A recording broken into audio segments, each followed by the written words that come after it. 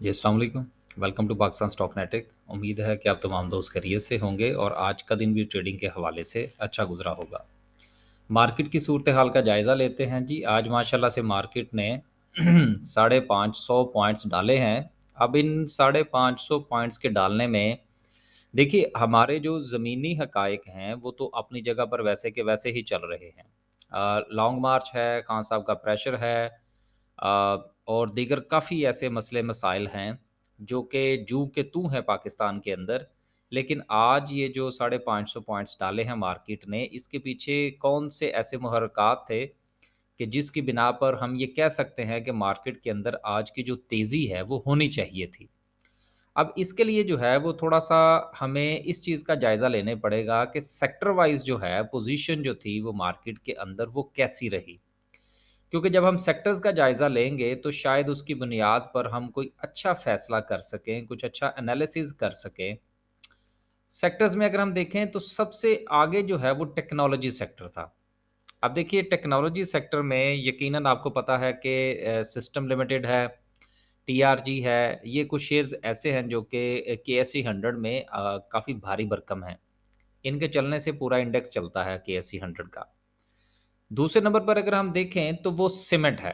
तो सबसे ज़्यादा जो आज किरदार रहा, पॉइंट वाइज़ तो ठीक है, अगर हम पॉइंट्स के पॉइंट ऑफ व्यू से बात करेंगे तो फिर तो टेक्नोलॉजी सेक्टर सबसे आगे है। और टेक्नोलॉजी सेक्टर में जिस वक़्त हम बात करेंगे, तो फिर इंशाल्लाह हम देखेंगे इंडिविजुअली के शेयर्स की क्या पोज़ीशन रही।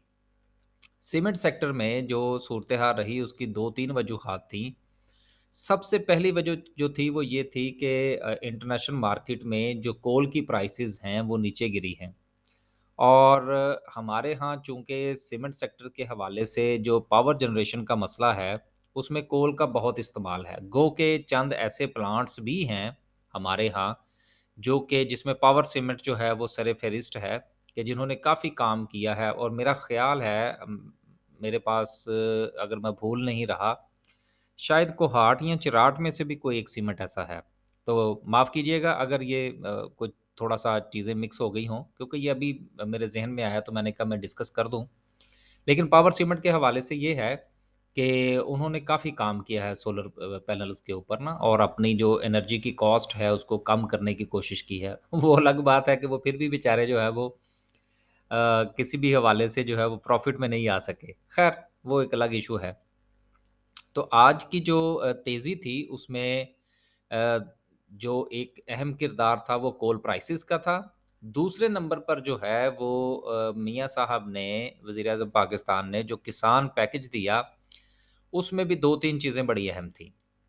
आपको याद होगा कि मैंने कुछ अरसा कबल जो है इस पर बात की थी कि देखिए फूड सिक्योरिटी के हवाले से पैसे-पूसे आए हैं और वो पैसे ज़ाहिर-सी बात है सारे तो नहीं जाएँगे किसी भी जगह पर। लेकिन थोड़ा बहुत इनको कुछ ना कुछ करना पड़ेगा, सब्सिडीज़ देनी पड़ेंगी और वो उन्होंने दे दी। अब जब वो सब्सिडीज़ सब्सिडीज़ जो है वो अनाउंस हुई हैं, तो उसमें उन्होंने कुछ चीज़ों को मेरी नज़र में जो उनको नहीं करना चाहिए था उन्होंने वो भी किया। मसलन उन्होंने ट्रैक्टर्स की जो है वो 5 साल तक के पुराने ट्रैक्टर्स की जो इम्पोर्ट है, उनमें उन्होंने छूट दे दी है। अब देखिए बात ये है कि उसका नेगेटिव इम्पैक्ट डायरेक्टली हमारी जो लोकल मैन्युफैक्चरिंग है, अब यहाँ तो हो ना हमको 100 किस्म के ट्रैक्टर बनाते हों, तो ठीक है जी हमें कोई फ़र्क नहीं पड़ता। यार हैं कितने लोकल असेंबल्स। तो बात ये है करने वाली कि अगर बजाय इसके कि ये इम्पोर्ट की इजाज़त देने के, अगर वो लोकल मैन्युफैक्चरर्स जो हैं, उनको थोड़ा-सा सपोर्ट कर देते, उनकी प्राइसेज़ नीचे ले आते, तो वो इंडस्ट्री भी चल जाती और किसान को जो है वो सस्ता ट्रैक्टर भी मिल जाता। बहरहाल, ज़ाहिर-सी बात है अरस्तू तो हर जगह पे बैठे हुए हैं ना। अब दूसरी तरफ जो है एक अच्छा फ़ैसला था वो डीएपी खाद के हवाले से था। अब डीएपी जो है इसका जो सबसे बड़ा बेनिफिशियरी है वो एफएफबीएल है। लिहाज़ा आज की जो किसान पैकेज के हवाले से अनाउंसमेंट थी, आज से मुराद गुज़िश्ता दिनों, गुज़िश्ता रात जो इसके ऊपर अनाउंसमेंट हुई, उसमें बेनिफिशियरी जो है वो एफएफबीएल है डीएपी के हवाले से, और अलगाज़ी ट्रैक्टर और मिलेट ट्रैक्टर जो हैं वो बेचारे उनको मार पड़ी है इसकी वजह से। क्योंकि उन्होंने इम्पोर्ट की इजाज़त दे दी है। अब यहाँ पर मैं कोशिश ये करूँगा कि अलगाज़ी ट्रैक्टर, मिलेट ट्रैक्टर और इसके ऊपर एक बाकायदा वीडियो बनाऊँ, कि जिसमें इस बात को डिस्कस करने की कोशिश करें कि इंपोर्ट की वजह से अगर कोई फ़र्क पड़ता है तो किस हद तक पड़ सकता है, और क्या हमें अलगाज़ी ट्रैक्टर या मिलर ट्रैक्टर के अंदर जो है वो अपनी होल्डिंग रखनी चाहिए या एग्ज़िट ले लेना चाहिए। इस पर इंशाल्लाह तफ़सील से वीडियो बनाएँगे। राइट, आगे चलते हैं। ऑल शेयर की बात करते हैं, 305 पॉइंट का इजाफा है। केएमए 30 की बात करें, 1300 पॉइंट्स पड़े हैं। 1113 है, लेकिन चलें 1300 ही कह देते हैं। अच्छा यार, वो कल की जो वीडियो थी उसमें खान साहब के हवाले से हम डिस्कस कर रहे थे, तो वो बेसिकली मैं 10 नवंबर की बात करना चाह रहा था, वो 10 अक्टूबर की हो गई थी।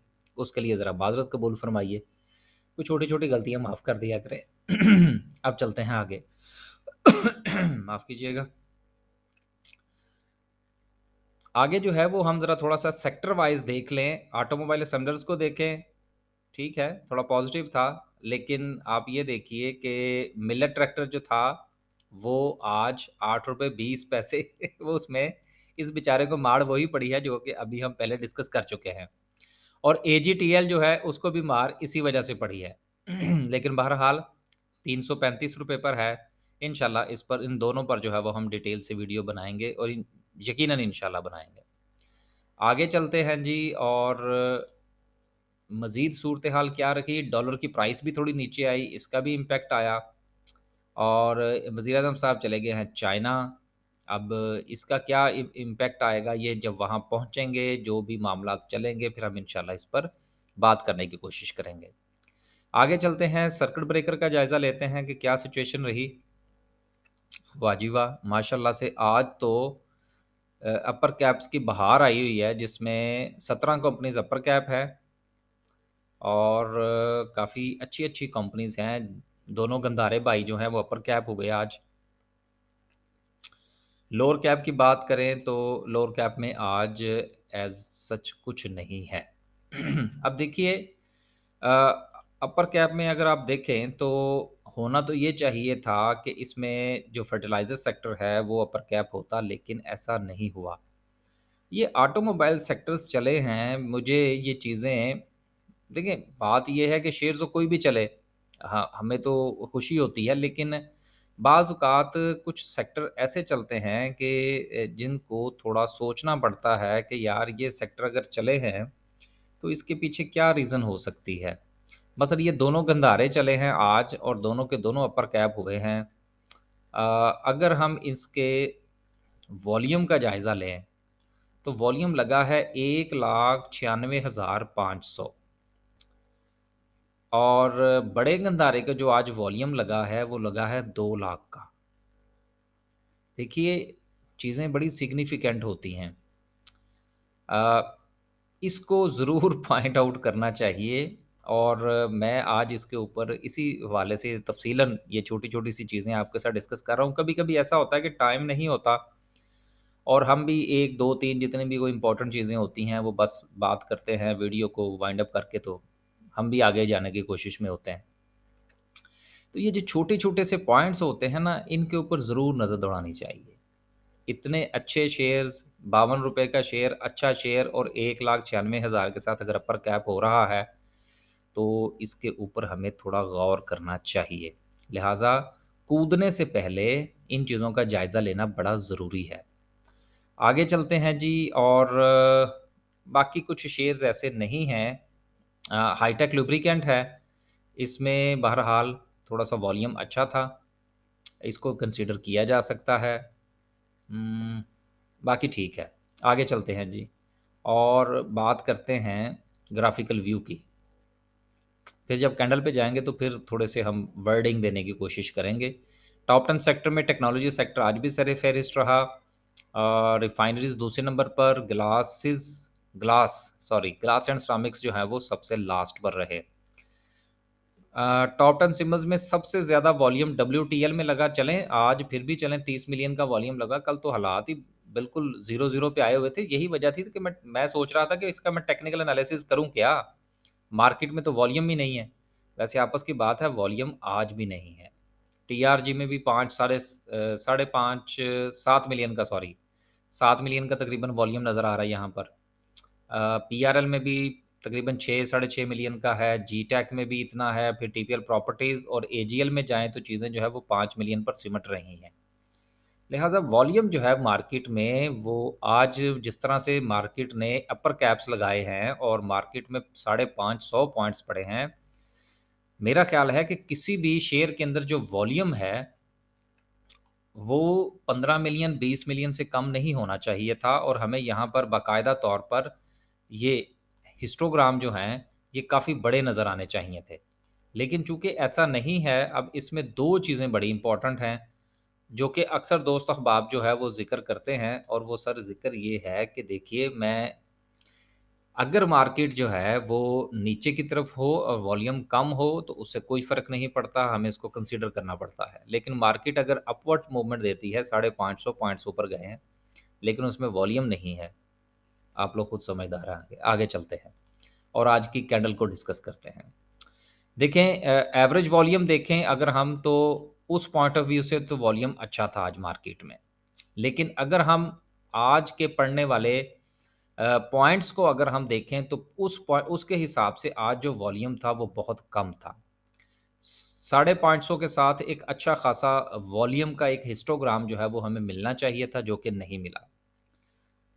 इस वक़्त मार्केट के में बनने वाली जो कैंडल है, वो मुझे थोड़ी मशकूक लग रही है और बहरहाल आपको पता है कि काफ़ी सारे जो मामलात हैं, वो अभी चूँकि गुम-गू का शिकार हैं, लिहाज़ा गुज़ारिश यही है कि टेक्निकली तो मार्केट जो है वो परफ़ॉर्म किया उसने, फंडामेंटली चूँकि चीज़ें अभी नहीं बदलीं, लिहाज़ा सिर्फ़ टेक्निकल्स की बुनियाद पर कभी भी जो है वो पोज़ीशंस लंबी नहीं ली जा सकती।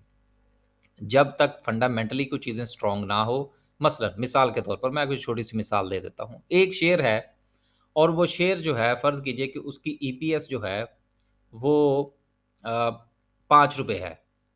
फिर अगले क्वार्टर में वो चला जाता है जी ₹6 पे, फिर उसके अगले क्वार्टर में ₹7। तो इस तरह से उसकी ईपीएस जो है वो इंक्रीज़ हो रही हो या कम से कम उसकी ईपीएस जो है वो अपनी जगह पर स्टेबल हो। देन ऐसी सूरत में क्या होता है कि हम उस शेयर का जब टेक्निकल एनालिसिस करते हैं, तो उसमें चूँकि फंडामेंटली चीज़ें हमारे सामने होती हैं कि यार फंडामेंटल्स जो है वो ठीक है, अपनी जगह पर कायम है। फिर टेक्निकली हम उसको एनालाइज़ करने की कोशिश करते हैं। बिल्कुल उसी तरह से इंडेक्स के हवाले से और पाकिस्तान के हालात के हवाले से मैं ये कहना चाहूँगा कि पाकिस्तान की जो स्टॉक मार्केट है, वो टेक्निकली तो ठीक है। हमें इसमें एनालाइज़ हमें करना भी चाहिए, लेकिन जो फंडामेंटली हालात हैं, वो अपनी जगह पर कायम हैं और वो 5 पर ही खड़े हैं और उसके गिर्द रेड दायरा भी है। तो इसलिए मैं ज़ाती तौर पर तो आज भी मेरी तरफ से कोई ख़ास रिकमेंडेशंस नहीं थी, बल्कि बिल्कुल नहीं थी। सुबह सिर्फ़ मैंने इन्फ़ॉर्म कर दिया था कि कोल की प्राइसेज़ गिरी हैं, लिहाज़ा सीमेंट सेक्टर जो है वो बेनिफिशियरी होगा। लेकिन इसके अलावा मेरी तरफ से कोई रिकमेंडेड शेयर जो था वो आज नहीं था। जो हमने पिछली पोज़ीशंस ले रखी हैं, हम सिर्फ़ उसी पर काम कर रहे हैं और आज भी मैं इतना ज़्यादा टेक्निकली जो है वो कैंडल के ऊपर ज़ोर नहीं दूँगा। देखिए, अब ये अक्सर दोस्तों ने मुझे कल मैसेज करके पूछा भी जी कि इसकी क्या वजह है? देखिए सर, वजह ये है कि टेक्निकली जो है वो चीज़ें बता तो रही हैं कि पोज़ीशन लेनी चाहिए। वो तो कल भी बता रही थी। लेकिन मसला इस चीज़ का है कि वो पोज़ीशन हम ले तो लें, लेकिन वो पोज़ीशन जो है या तो फिर आप स्टॉप लॉस के साथ स्ट्रिक्टली जाएँ और या फिर आप कुछ अरसे के लिए खामोशी इख्तियार करें और मार्केट अगर आपको अगले 1 से 2 दिन जो है, वो मज़ीद अगर परफ़ॉर्म करती है, तो आपको मार्केट में से प्रॉफ़िट टेकिंग के साथ थोड़ा-सा एग्ज़िट ले लेना चाहिए और अगले 8 से 10 दिन 20 नवंबर ही कर लें यार 8 से 10 दिन रहने दें। अगले कुछ दिनों में आप प्रॉफ़िट टेकिंग फरमाइए और जैसे-जैसे हालात जो है वो 10 तारीख की तरफ जाते हैं, हमें मार्केट में अपना जो वज़न है, वज़न से मुराद अपना जो सरमाया है वो कम से कम करना चाहिए। और ऐसे शेयर्स की तरफ जाना चाहिए कि जो आपको मज़ीद स्पेस फ़राहम कर रहे हों, उनमें थोड़ी-थोड़ी सी पोज़ीशन बनाइए, जिसमें प्रॉफ़िट टेकिंग है, उसमें प्रॉफ़िट टेकिंग कीजिए, लेकिन अपने हाथ में सरमाया ज़रूर रखिएगा। मार्केट किसी भी दिन आपको सरप्राइज़ दे सकती है। अल्लाह हाफ़िज़।